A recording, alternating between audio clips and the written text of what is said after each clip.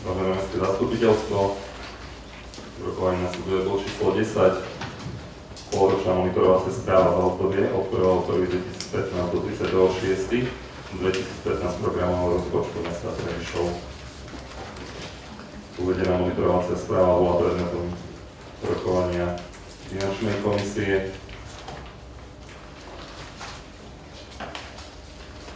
Otváram diskusiu k uvedenému bodu. Pán poslanec, inžinier Gore. Pán primátor, tak ako ste uviedli, správa bola predmetom rokovania finančnej komisie a tam som požiadal, aby mesto pripravilo k prvku 1.3.1 strategické plánovanie a projekty podrobnú správu o vývoji jednotlivých požiadaviek, ktoré mesto adresovalo na jednotlivé ministerstva, respektíve iné organizácie, aby táto správa bola predložená všetkým poslancom mestského zastupiteľstva. Motivom tej mojej požiadavky bolo zabezpečiť zvýšenie informovanosti poslancov o pripravovaných rozvojových projektoch a podaných žiadostiach o finančné dotácie a príspevky zo strany mesta. Dlhodobo žiadam takéto podklady a informácie, úspešne aj neúspešne, ale odozva zo strany vedenia mesta je nevšímavá hluchá. Poviem len príklady z posledného riadneho mestského zastupiteľstva. Žiadal som o poskytnutie výsledkov cenového prieskumu na svietidlá pre verejné osvetlenie. Bolo mi povedané vedúcou oddelenia, že mi budú poskytnuté. Do dnešného dňa som nič nedostal. To ide o ten prieskum, na základe ktorého bola pripravovaná dôvodová správa. Žiadal som, aby sa uskutočnila pracovná porada o rozvojových zámeroch.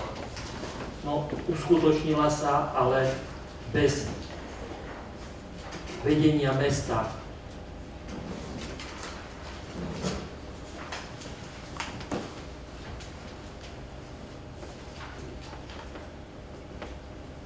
Ja už naozaj neviem, ako ďalej. Poslanci ako majú informovať občanov? Zmena 5. kolaji netreba informovať. Ak my nebudeme mať korektné informácie, tak kde sa dozvedia naši voliči o tom, čo sa deje, čo sa pripravuje? Takže tak, ako som už povedal, to bolo motivom toho, aby bola pripravená správa. No, nehnevajte sa, ale tá správa prišla nejaká tabuľka. Po jednoduchej formálnej kontrole tejto tabuľky som zistil, že je neúplná. Veď tam nie sú veci, ktoré sú na iných miestach v materiáloch podchytené. Veď tam nie je žiadosť o poskytnutie dotácie na kamerový systém ani 5. etapa, ani 6. etapa. Veď tam nie je nič o žiadosti mesta, či nebola taká žiadosť na rekonštrukciu medickej budove na Medickej ulici. Spomínalo sa, že máme zabezpečené alebo zabukované prostriedky na umelý trávnik. Je to tak, alebo nie je to tak? Toto nič z toho, čo som povedal, a to na prvý pohľad nie je v tej tabuľke. Prepáčte, ale takto odflakne aparát mesta požiadavku poslancov. A vedenie mesta to ani neodkontroluje, a len posunie poslancov na rokovanie.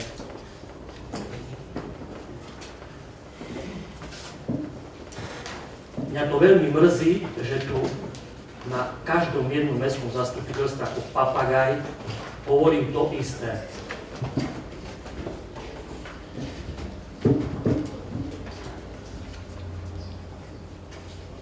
Takže žiadam, aby bola pripravená takáto správa, aby bola rozdistribuovaná poslancom mestského zastupiteľstva a žiadam o to, aby bola diskusia k týmto bodom.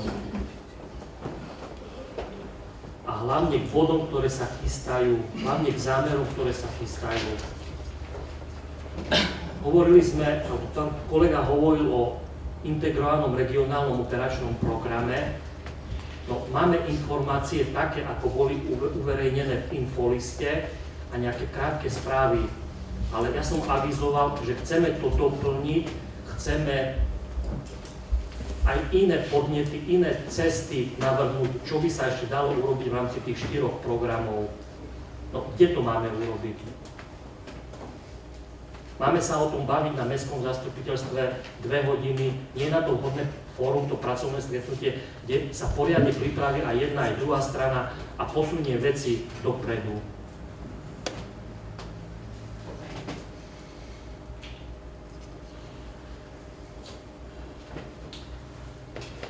Druhá rovina je rovina úspešnosti týchto projektov. No, očakával som výrazne viac po tých sľuboch, ktoré zazneli pred voľbami, že tá úspešnosť bude percentuálne úplne inde. Ale dozvedáme sa, že Ministerstvo financií nám neschválilo žiadosť o opravu strechy alebo dofinancovanie opravy strechy na nákupnom stredisku Berehovo, že Ministerstvo kultúry nám neschválilo dendrologický prieskum historického parku. A zase na druhej strane sa chválime tým, že nám Ministerstvo financií schválilo žiadosť o zápis prevádzkárne integrovaného obslužného miesta. Len tam je 0 eur príspevok. Čím to je úspešný projekt, ktorý máme.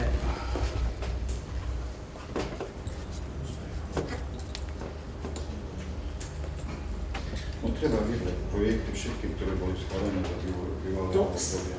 Áno, schválené projekty tohto roku, v roku 2014 boli rozvoj street workoutu v Trebišove od nadácie SPP Nafta. To je príspevok, ktorý Nafta každý rok poskytuje. Takže 4-krát v minulom období bol schválený takýto projekt. 4-krát. 4 000 eur výška schválenej dotácie. Ďalší úspešný projekt je detské multifunkčné hrísko v Trebišove, nadácia Tesco, 3 000 eur. Presne z tejto nadácie dostalo aj predchádzajúce vedenie mesta dotáciu. A ďalší úspešný schválený projekt je výstavba multifunkčného hríska v mestskej časti Milosťov.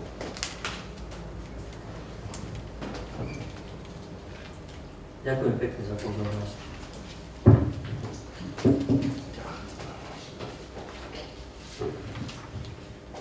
Prosím ešte pred ďalším diskutujúcim slovo pánovi inžinierovi Dalbovskému.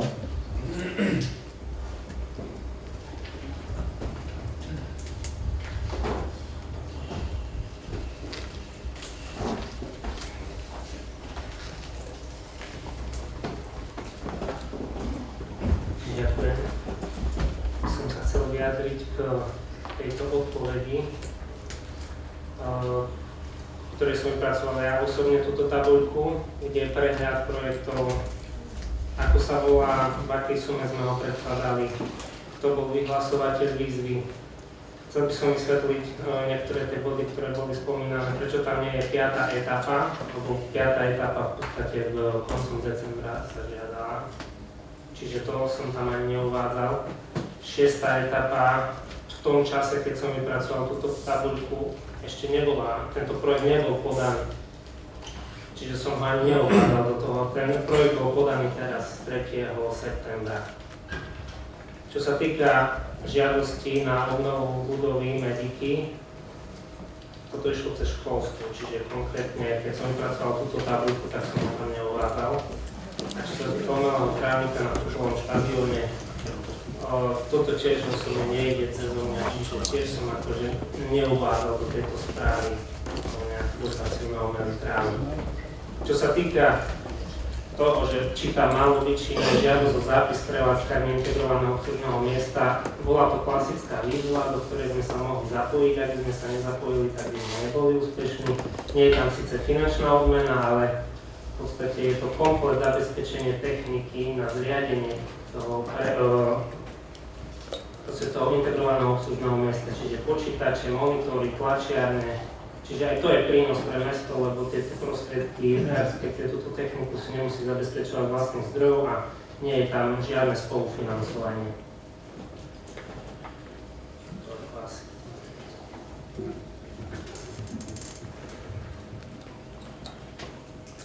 K tomu, čo ste povedali, pán poslanec, len toľko, že vy tu hodnotíte situáciu za pol roka, týkajúce sa čerpania iných zdrojov a projektov a úspešnosti a porovnávate ju so situáciou 4 rokov, ktoré vy máte za sebou. Takže keď sa chceme porovnávať, môžeme tak urobiť o 4 roky. Ja si tiež pamätám na projekty. Pán inžinier Bola. Ja som sa chcel spýtať ohľadom kapitoly 6.1 zber a odvoz komunálneho odpadu.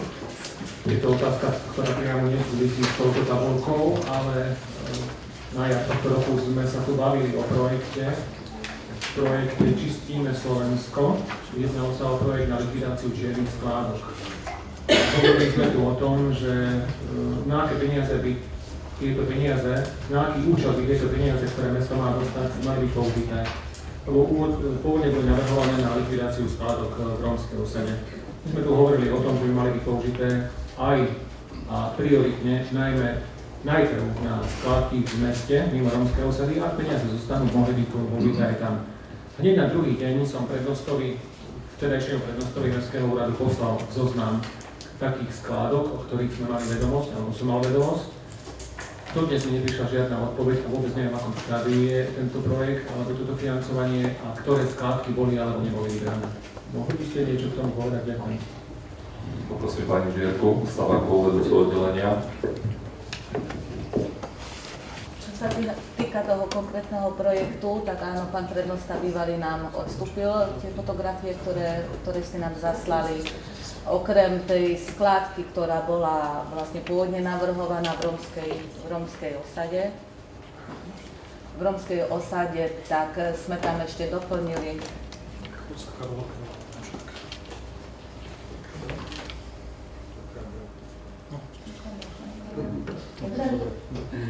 Čiže okrem tej pôvodnej skladky v rómskej osade sme tam ešte doplnili ďalšie 2 skladky, a to skladku na Švermovej ulici. Tam bola taká dosť veľká skladka betónu a stavebného, teda ešte je, betónu a stavebného materiálu, a ešte jednu skladku, pani inžinier, ktorá to bola?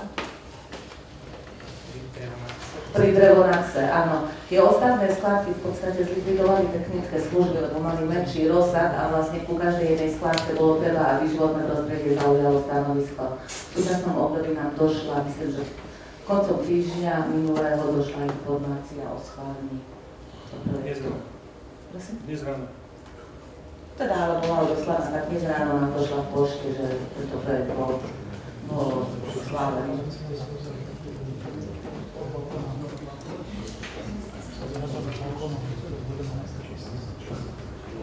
Pán inžinier Kolasár. Informácie. Pýtame, nemáme. Tá istá téma, ako pri verejnom osvetlení na minulom zasadnutí mestského zastupiteľstva. Prečo nemáme informácie, a keď ich už máme, tak ich máme dodatočne. Ak ich máme, tak ich máme nekompletné.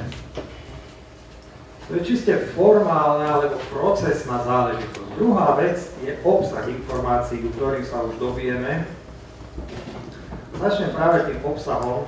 Môj predrečník pán Gore už to čiastočne spomenul, ale zareagujem na to, čo tu zaznelo. Žiadosť o zápis prevádzkania integrovaného obslužného miesta, v skutku projekt, ale kto požiadal, dostal. Lebo je to záujem štátu. To nie je niečo, čo bolo treba vychodiť a vybaviť.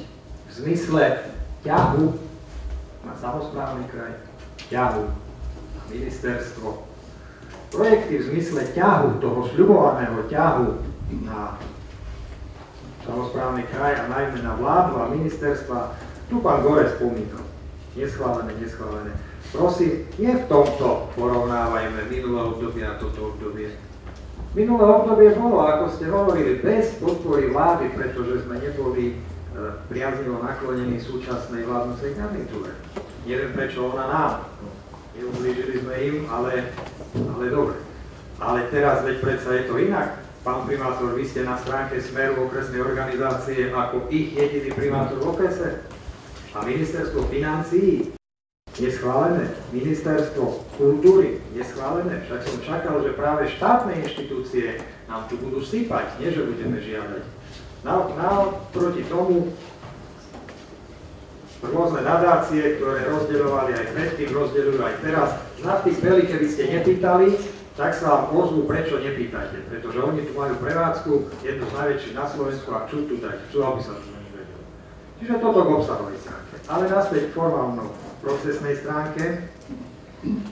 Pýtame, nedostávame. Keď navrhujeme, že chceme byť pritom ako poslanci, aby sme vedeli, čo sa pripravuje a aby sme spolu rozhodovali o tom, čo sa pripravuje, stretávame sa s tým, že všetci sme Trebišovčania, ale niektorí poslanci nepotrebujú mať takéto informácie, niektorí potrebujú. 11 na 11. Kto chce poznať ďalšie okolnosti toho, čo hovorím, pozrie si zvukový záznam a prípadne na stránke Trebišov náhlas obrazový záznam, lebo na mestskej stránke také záznamy nie sú. A tam je siahodlá diskuzia, prečo si myslíme, že poslanci by mali mať vplyv na rozhodovanie už vo fáze prípravy obstarávania majetku a vo fáze prípravy a podávania projektov o nenávratné finančné príspevky. Žiaľ, táto snaha ale nie je korunovaná úspechom, alebo zatiaľ nebola, pretože sme žiadali ako normálnu vec takúto právomoc. Vidíme, že pre vedenie mesta to normálna vec nie je, preto opätovne, tak ako na minulom zasadnutí, predkladám poslanecký návrh na uznesenie v súvislosti s projektmi a s ich vyhodnotením monitorovacej správy, aby mestské zastupiteľstvo, poslanci, a to nie len poslanci za hnutie Trebišov náhlas, aj poslanci za KDH, za SDK, za Smer, za Jednotu i nezávislí poslanci, všetci bez rozdielu, mali právo rozhodovať o tom, aký majetok sa bude obstarávať, aby mali právo rozhodovať o tom, aké žiadosti sa pošlú o nenávratné finančné príspevky a najmä, čo je ich obsahom. Čo je ich obsahom. Ja už som v minulosti hovoril, že mestskému zastupiteľstvu prislúcha rozhodovať, nie len byť informované. Pretože takúto rozhodovaciu právomoc si môžeme v štatúte vymedziť, tak predkladám svoj poslanecký návrh, v ktorom opätovne ako na minulom zasadnutí navrhujem, aby mestskému zastupiteľstvu bolo vyhradené právo na rozhodovanie pri obstarávaní dlhodobého majetku a technického zhodnotenia tohto majetku, aby mu bolo priznané rozhodovanie o veciach projektov, ktoré nie sú obsiahnuté v predchádzajúcom písmene, ale na ich financovanie alebo spolufinancovanie budú použité nenávratné finančné príspevky, granty, dotácie a podobné externé zdroje príjmov, aby mestskému zastupiteľstvu prislúchalo rozhodovať o žiadostiach o nenávratné finančné príspevky, granty, dotácie a podobné externé zdroje, a aby mestské zastupiteľstvo bolo príslušné na rozhodovanie vo veciach verejných obstarávaní, ak predpokladaná hodnota zakázky presiahne 20 000 eur bez dane z pridanej hodnoty. Ak takúto právomoc mestské zastupiteľstvo bude mať, nikdy sa už nebude môcť stať, že mesto pošle nejakú žiadosť že mesto obstará nejaký majetok a potom my poslanci sa tu dozvedáme, že sa vôbec niečo také stalo a dozvedáme sa, čo vôbec je obsahom takýchto mestom poslaných žiadostí.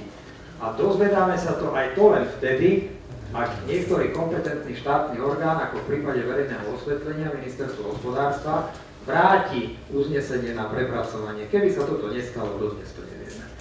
Ale diskusiu k verejnému osvetleniu odporúčam si pozrieť záznamy, ako som už uviedol, a krátkou cestou doručujem návrhovej komisii poslanecký návrh na uznesenie prijať dodatok číslo 2 štatútu mesta.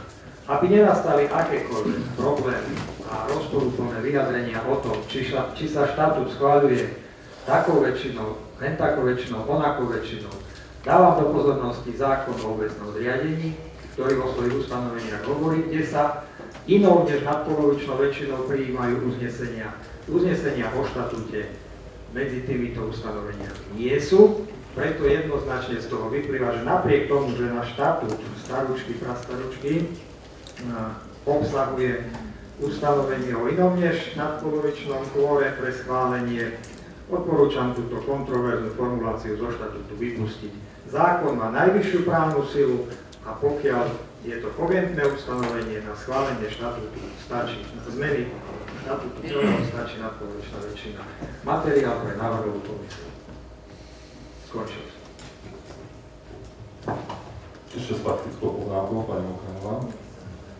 Pán doktor Hedlík. Toto by mala riešiť aj rada, ktorá nie je.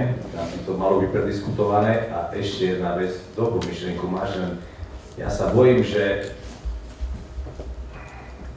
by to nebolo zneužité, lebo stále sa mi zdá, že ten Trebišov, ktoré sme aj my Trebišovčania, už niekoľkokrát to bolo povedané, uberá sa tým smerom, že aj napriek tomu, že je dobrá myšlienka, ale zastavme to, nedoporučme to, toho sa ja bojím, že ja sa zazdržím, Mária, je to dobrá myšlienka, ale furt tu mám taký pocit, že keď oni povedia A, my povieme B, keď vy poviete A, oni povedia B. A furt sa vrátime ku tomu a dookola, jak len sa nedá, jak sa nedá, jak najlepšie sa nedá. Hľadajme to, čo nás spája, niečo nás rozdieluje. A jak to pasovalo predtým? Reagujete sa na seba, pán poslanec, faktickú reaguáciu. Predhlasovať pani doktorka Pašková s faktickou. Ja by som chcela k tomu povedať, to nie je celkom pravda, čo ste to tu, pán doktor Hedlík povedal. Čo za čím voláme, je informovanosť, otvorenosť, za čím ste vlastne, čo ste aj vy stále hovorili, že mesto má byť otvorené nielen svojim poslancom, ale aj svojim obyvateľom. A toto jedno žiadame, aby sme vedeli, čo sa robí. Nič iné. A my nechceme nesúhlasiť s projektami. Vy si myslíte, že keď vy budete mať nejaký schválený projekt, alebo bude možnosť mať schválený nejaký projekt, a my ho zastavíme. To je predsa nezmysel. My len chceme vedieť, aký projekt, za akú cenu. Nič nechceme, a chceme, aby o to vedeli všetci poslanci. A cez nás poslancov mesto. Však toto sa vysiela, už tak vedia ľudia, a ktorí to nepozerajú, tak sa pýtajú. Ja neviem, jak vás, ale mňa sa ľudia pýtajú a ja nechcem len pokrčovať ramena. Takže o tom to je. To nie je o tom, že my si robíme, že my nechceme niečo schváliť, čo vy mi myslíte. Naopak, vďačne schválime všetko.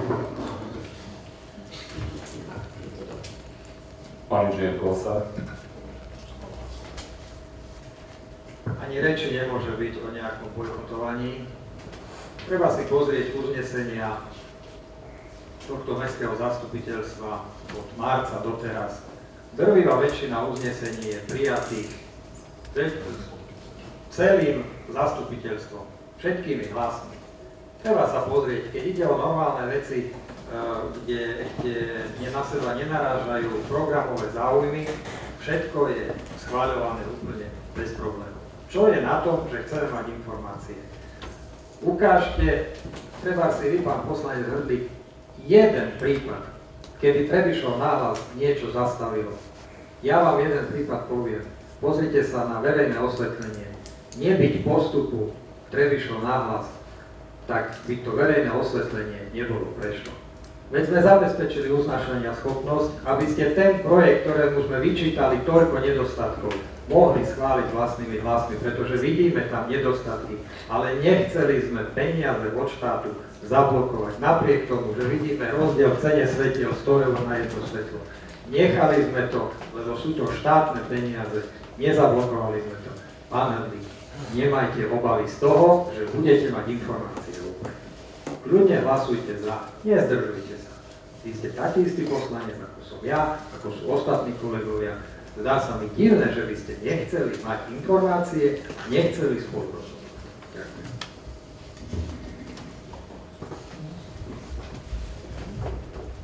Končím diskusiu k uvedenému bodu, ale ešte pred prednesením návrhu vyhlasujeme minútovú prestávku. Prosím poslancov, aby sa nezdielovali.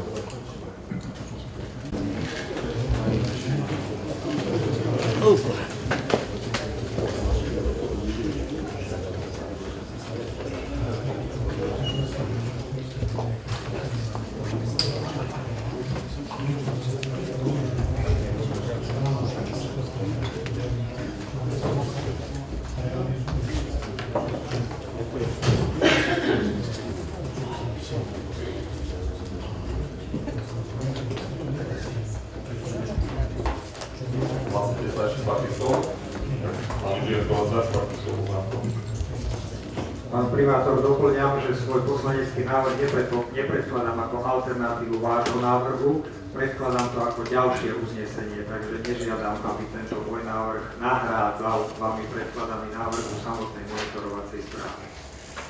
Že nie je to náhradný návrh, ale vlastne je to druhý návrh. V tomto prípade prvý. Žiadam návrhovú komisiu. Máte ju v písomnej podobe? Máme v písomnej podobe návrh na uznesenie Mestské zastupiteľstva Trebišova s účinnosťou.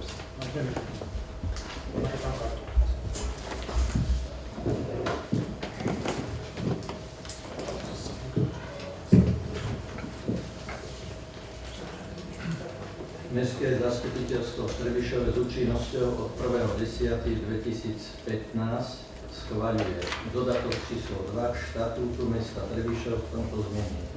Poprvé, v paragrafe 12 odstavec 1 sa vypúšťa písmeno P. Po druhé, v paragrafe 12 odstavec 2 znie: Mestskému zastupiteľstvu sú okrem vecí správy mesta uvedených vo všeobecne záväzných právnych predpisoch, respektíve odstavci 1 vyhradené na rozhodovanie aj tieto veci správy mesta. Po a obstarávanie, nákup alebo zhotovenie dlhodobého majetku a technické zhodnotenie, modernizácia alebo rekonštrukcia dlhodobého majetku. Po B, projekty neobsiahnuté v písmene A, ak na ich financovanie alebo spolufinancovanie budú použité nenávratné finančné príspevky, granty, dotácie a podobné externé zdroje príjmov. Po C, žiadosti o nenávratné finančné príspevky, granty, dotácie a podobné externé zdroje príjmov. Po D, verejné obstarávanie, ak predpokladaná hodnota zákazky presiahne 20 000 eur bez dane z pridanej hodnoty.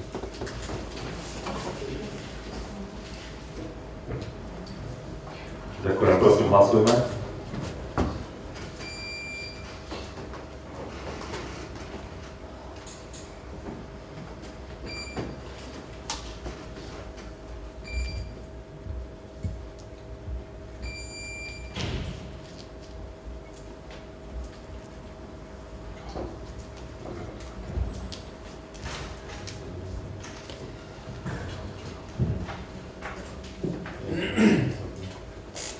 Potom vlastne prosím zmeniť názov toho bodu.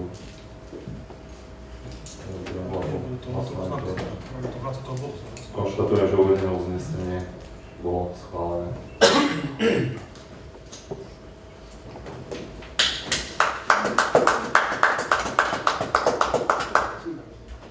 A teraz hlasujeme o bode číslo 10. Poloročná monitorovacia správa. Prosím Národovú komisiu, aby prednesla návrh na uznesenie. Mestské zastupiteľstvo v Trebišove berie na vedomie poloročnú monitorovaciu správu za obdobie od 1.1.2015 do 30.6.2016 programového rozpočtu mesta Trebišova. Ďakujem, prosím, hlasujeme.